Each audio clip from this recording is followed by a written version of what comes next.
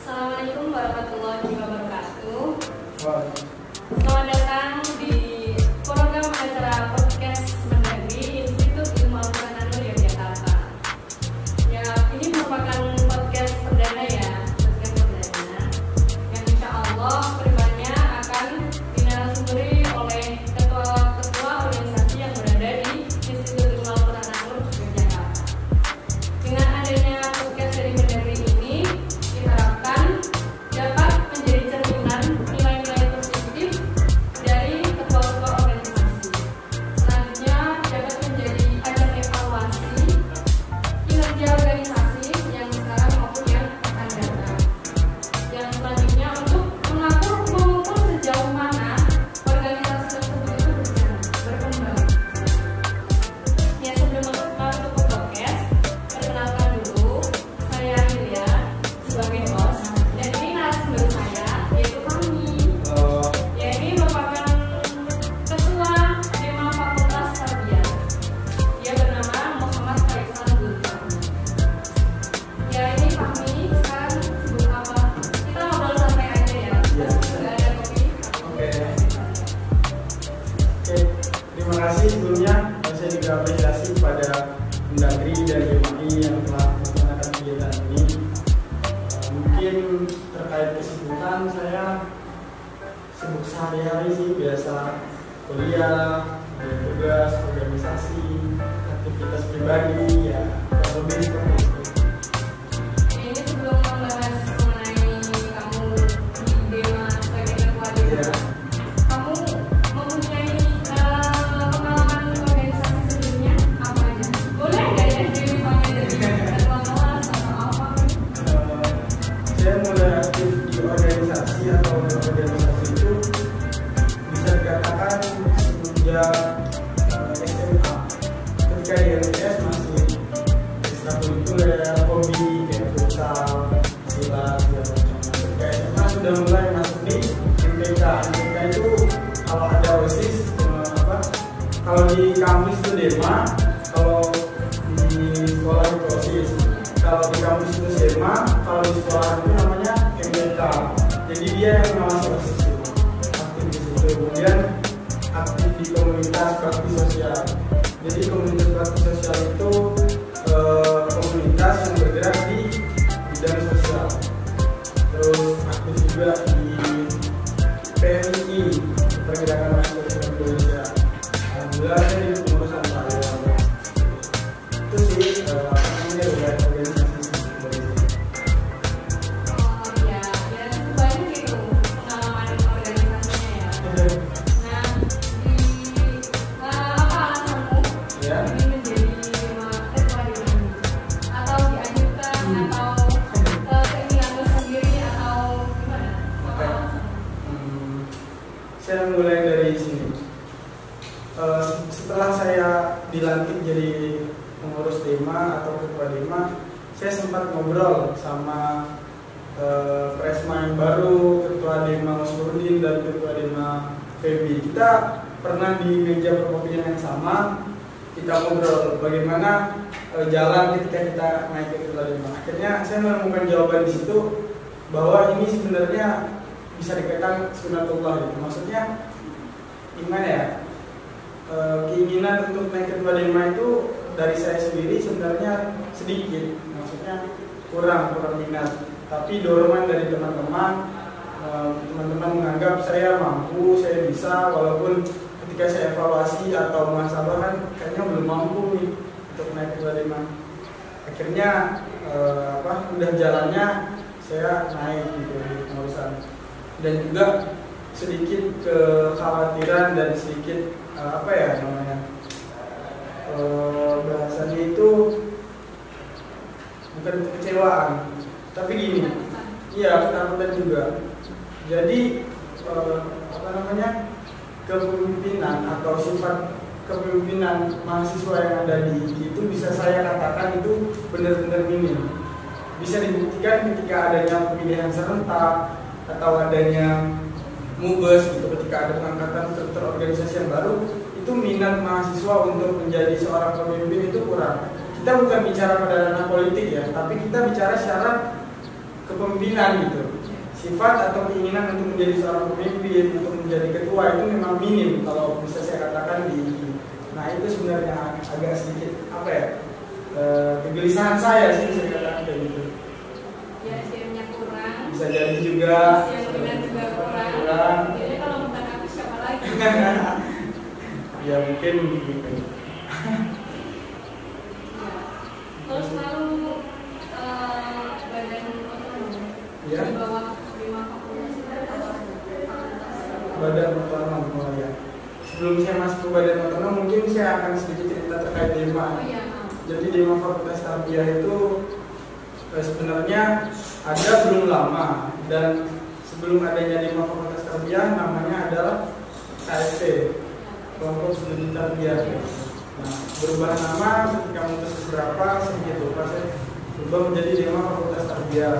Nah, di situ di kepengurusan saya sekarang itu ada sedikit inovasi baru di dalam strukturnya. Jadi kan ketika ada DEMA pertama kali sampai sebelum saya itu hanya 2 departemen intelektual dan departemen litbang. Nah di kepengurusan saya ada sedikit tambahan divisi. Jadi di divisi intelektual itu ada di departemen intelektual ada 2 divisi. Ada divisi kajian, ada divisi PSDM atau pengembangan sumber daya mahasiswa. Nah kemudian di divisi litbang itu ada 2 divisi juga, divisi kominfo sama divisi advokasi mahasiswa. Nah ini juga inovasi dari saya dan teman-teman gitu. Melihat realita. Kalau misalnya di kajian itu kan dia lebih fokus kepada pengembangan atau memang benar-benar mendobrak literatur mahasiswa. Kalau di PSDM dia lebih mengembangkan potensi, minat, bakat. Nah, kalau di Kominfo memang di bagian media, dan di advokasi dia lebih kepada menjaring aspirasi mahasiswa dan menyambung kepada jajaran birokrat gitu. Dan ada informasi dari birokrat bisa langsung disampaikan ke advokasi, dan advokasi yang menyampaikan ke mahasiswa seperti itu. Nah, di bawah DEMA kita punya satu ya, untuk saat ini itu masih ada satu, yaitu ada namanya HMPS PGRI. Jadi himpunan mahasiswa program studi PGRI. Nah itu satu. Terus juga sedang digarap, ada beberapa keinginan dari Kaprodi dan dari dosen Tarbiyah untuk mengadakan HMPS baru, yaitu HMPS PAI. Iya, itu ADART-nya sudah jadi, gitu. Tinggal membentuk struktural dan pelantikan. Insya Allah ketika bus atau sidang umum besok kita akan launching ya. Iya. Berarti tahun kepengurusan yang akan datang. Iya, iya sudah ada HMPS. Alhamdulillah sudah ada. Terus kalau berarti itu kan ada inisiatif baru dari kamu ya? Iya. Tentang apa divisi-divisi itu biar lebih terstruktur kinerjanya. Iya. Terus kalau program unggulannya itu apa di Fakultas Tarbiyah? Oke. Program unggulan.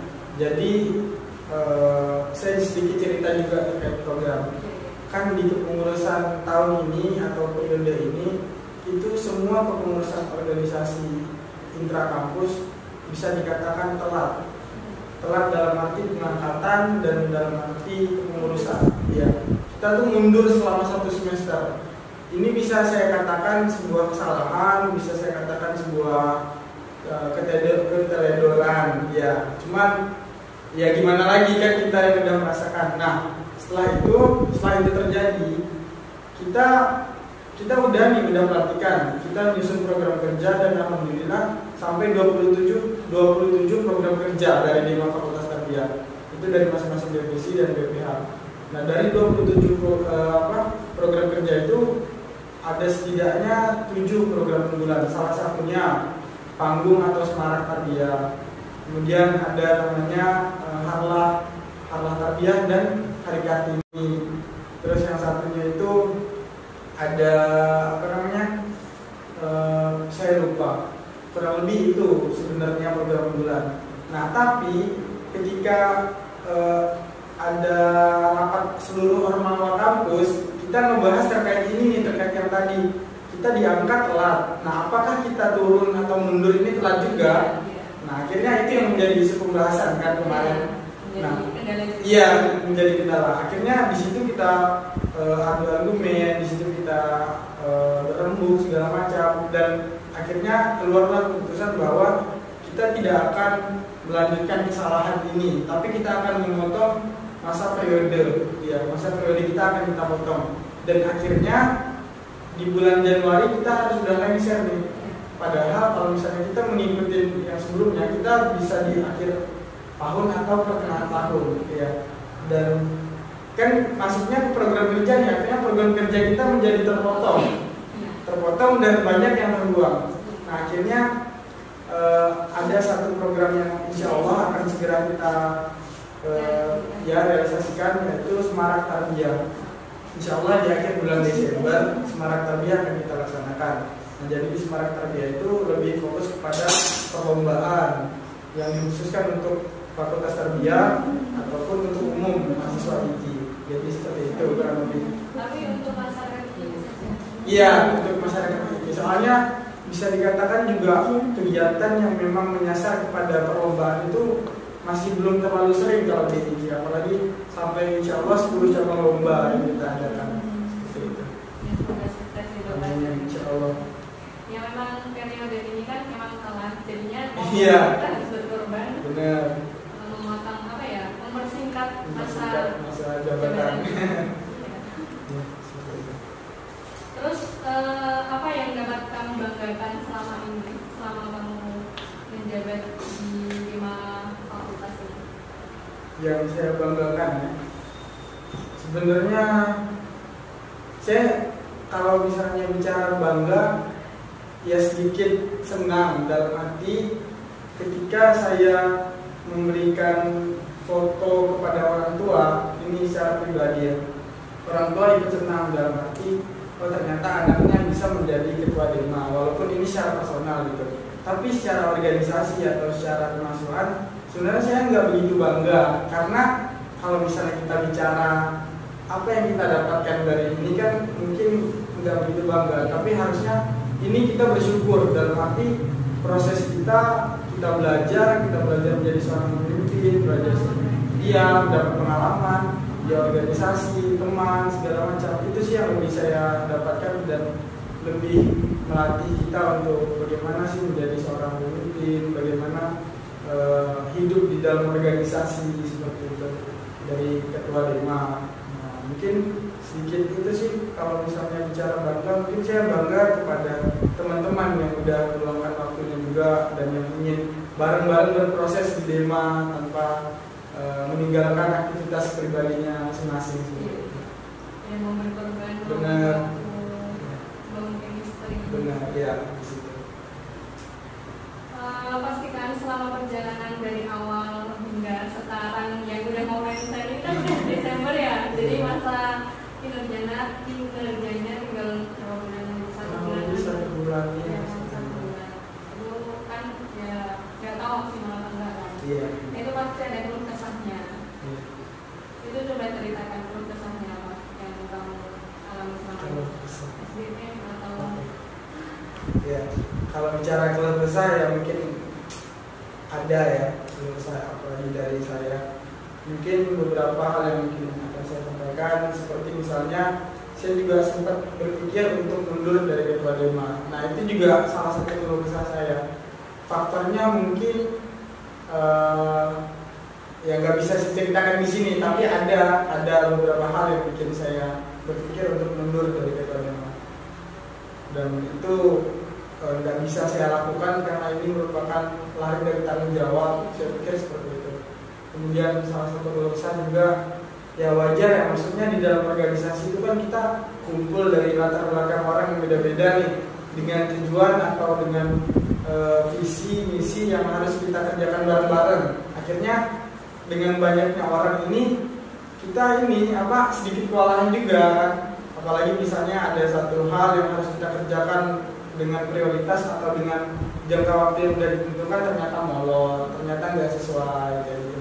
Misalnya rapat, terus rapat jam segini dan jam segini, terus misalnya pembahasannya ini nggak sesuai gitu.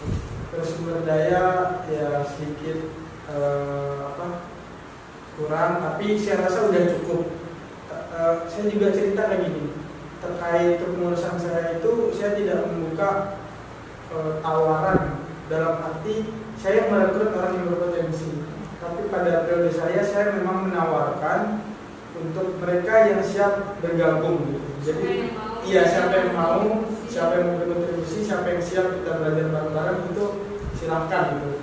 Saya tidak melihat siapa yang berpotensi, karena jika mereka berpotensi tapi tidak ada kemauan dan tidak ada keinginan kan sama aja nih, nggak akan jalan ya. Tapi ketika dia udah mendeklarasikan di awal bahwa dia siap, dia mau, oke, kita di sini bareng-bareng gitu, belajar proses, dan alhamdulillah sadarnya sedikit lebih tinggi gitu, dari teman-teman pengurus. Tips-tips kamu nih buat teman-teman atau buat sesama fakultas atau buat adik kelas besok yang mau menjabat itu apa? Biar apa ya? Biar tetap kuat mempertahankan dema organisasi apapun itu. Jadi ketika kita bicara organisasi, sebenarnya kita termasuk golongan yang lebih banyak melihat kepada hal negatifnya. Dalam arti seperti ini, organisasi itu mengganggu waktu belajar, organisasi itu capek, ngeluarin banyak tenaga, waktu, biaya, dan organisasi itu bikin nilai kita jelek gitu. Tapi sedikit orang yang melihat bahwa organisasi itu akan membentuk kita untuk bagaimana kita bersosial, bagaimana ketika kelak kita kembali ke masyarakat, bagaimana kita mendiskusikan suatu hal yang memang di situ kita harus mencari jalan keluarnya. Nah, ini saya rasakan dan saya dapatkan memang di organisasi. Saya tidak mendapatkan itu di ruang-ruang kuliah, ruang kelas. Nah, artinya ketika kita bicara generasi ke depan atau tips-tips, sebenarnya apa ya, di organisasi itu banyak hal yang bisa kita dapatkan dan banyak hal yang banyak kita pelajari harusnya. Kalau misalnya bicara dema, terutama khususnya dema tarbiyah atau dema-dema yang lain, ayolah kita berkontribusi, ayolah kita berproses di dalam struktural kepengurusan kampus, dan insya Allah banyak hal yang akan kita dapatkan. Apalagi kalau misalnya kita paham terkait fungsi dan tujuan mahasiswa, yaitu agen of change, agen of social control, dan agen iron stock kayak gitu kan. Jadi kita nggak bisa lari nih dari hal itu, dan perlu kita pelajari itu di organisasi. Selain misalnya kita perlu mengembangkan potensi kita, minat kita, bakat kita juga itu sangat perlu. Tapi ketika di organisasi kita bisa mengonsep kegiatan itu menjadi manfaat yang lebih besar. Gitu. Mungkin itu sih sedikit dari saya. Jadi jangan pernah takut masuk organisasi. Iya. Jangan pernah takut juga dengan omongan-omongan orang, juga orang tentang organisasi itu seperti ini, seperti itu. Dibuktikan dengan kinerja kita, dibuktikan dengan kesungguhan kita. Benar. Berarti ini kan udah di akhir jabatannya. Iya. Ada itu enggak? Apa ya? Enggak. Bukan orang Jawa. Iya. Ada keinginan atau terbesit ingin maju menjadi menyalurkan menjadi presiden? Maju menjadi mahasiswa. Terus yang satunya itu di satu sisi saya sudah ingin terfokus sama memang apa yang ingin saya kerjakan, dalam artian ini juga di organisasi gitu. Saya ingin mengembangkan literatur, saya ingin belajar banyak terkait kepenulisan, terkait literasi, dan saya ingin mengembangkan hal itu. Mengembangkan dalam arti juga akan saya bentuk sebuah komunitas atau akan saya jalankan satu komunitas yang memang bergerak di bidang penulisan. Ini satu sisi yang saya alami ketika berbicara terkait maju di Gresma gitu. Saya ingin fokus di sini sebenarnya. Tapi di satu sisi saya juga berpikir seperti ini. Saya masih sadar di mahasiswa di IKI ini sifat atau keinginan terkait kepemimpinan itu masih rendah. Kesadaran sangat kurang, ya, sangat rendah, dan bukan hanya kepemimpinan saja. Iya. Menurut saya, maksudnya untuk ikut organisasi pun yang Benar. belajar sedikit-sedikit Iya. mengenai organisasi pun masih Benar kurang sih. banget. Iya. Kurang sadar. Setuju saya. Jadi ketika misalnya bicara maju atau enggak, saya sebenarnya kepingin juga ada teman-teman yang ingin untuk memimpin IKI menjadi Presma itu kan. Di sisi lain yang namanya Presma kan presiden mahasiswa, di dalam struktur mahasiswa dia yang paling tinggi seperti itu, dia salah satu identitas kampus juga sebenarnya ketika bicara Presma. Nah itu juga yang menjadi kekhawatiran saya, kira-kira siapa yang akan maju berikutnya gitu. Ketika misalnya bisa dikatakan terpaksa, saya juga karena udah punya kesadaran ya, saya juga harus maju. Artinya ketika tidak ada yang maju atau tidak ada yang punya kesadaran untuk memimpin, jangan sampai ada kekosongan atau keterpaksaan ketika itu. Tapi cobalah, apalagi yang maju ini kita lihat, misalnya besok ada yang maju di luar orang yang berorganisasi di kampus. Mungkin dia aktif di pondok atau aktif di luar kampus. Bisa juga sebenarnya ya, bisa juga dia maju menjadi Presma, tapi hal itu sangat kecil kemungkinan yang terjadi di kampus. Dan itu harapan saya mudah-mudahan teman-teman bisa sadar gitu. Kita tuh juga punya kampus yang perlu dipimpin, yang punya struktural. Mudah-mudahan teman-teman bisa punya kesadaran untuk maju menjadi Presma. Ya, cuman kalau memang ada ya yang maju biasanya dari misalnya dia organisasi lain, pondok atau masyarakat atau gimana. Cuman kalau masyarakat di ini nggak kenal, dia juga pasti ragu kan mau milih. Pasti kan yang disorotkan pasti dari kelompok organisasi pasti. Tapi ya nggak tahu kembali ke kesadaran masing-masing. Jadi harapan mudah-mudahan kesadaran teman-teman bisa tumbuh untuk memimpin. Ini untuk yang terakhir apa? Kasih pesan pada teman-teman nih biar enggak. Saya sebenarnya ada dua moto, bukan punya saya sih motonya, tapi lebih ke itu yang sering saya jadikan pelajaran. Tiga aja. Yang pertama itu kan memang orang yang paling bermanfaat itu adalah orang yang bermanfaat bagi orang lain atau orang banyak. Itu yang sering saya jadikan pegangan. Terus yang kedua, spirit agama itu menjadi spirit kemanusiaan dan spirit pembangunan. Jadi jangan kita cuma stuck di spirit agama. Kita ketika bicara sejarah atau segala macam, orang yang beragama atau orang yang punya ilmu itu dia pasti sudah bicara kepada kemanusiaan dan kepada pembangunan. Artinya pembangunan itu sumber daya manusia dan sebagainya. Yang ketiga itu muhasabah. Karena muhasabah, evaluasi atau introspeksi itu sangat penting bagi saya. Karena ketika hal ini saya bicarakan di sini, saya nggak muhasabah juga salah. Dan teman-teman juga ketika mendengar hal ini, apabila ada hal yang memang tidak sesuai dengan saya atau memang perlu untuk disampaikan ke saya, silahkan. Dan itu juga bahan muhasabah bagi saya gitu. Ketika segala macam. Mungkin itu sih dari saya selaku ketua Hima Takdia. Ya, ini narasumber kita yang pertama luar biasa sekali atas ulasannya. Ini yang terakhir ini pesan-pesan buat kalian untuk dimengerti. Buat kita. Iya, buat kita semua. Buat kami juga. Ya mungkin ini dulu yang dapat kami sampaikan ya. Karena ini udah cukup lama ini berapa menit. Ya mungkin di lain waktu akan dilanjutkan oleh narasumber yang berbeda, mungkin dari ketua organisasi yang lain, bisa dari Hima atau UKM-UKM yang lain. Ya udah, sekian dari kami. Assalamualaikum warahmatullahi wabarakatuh.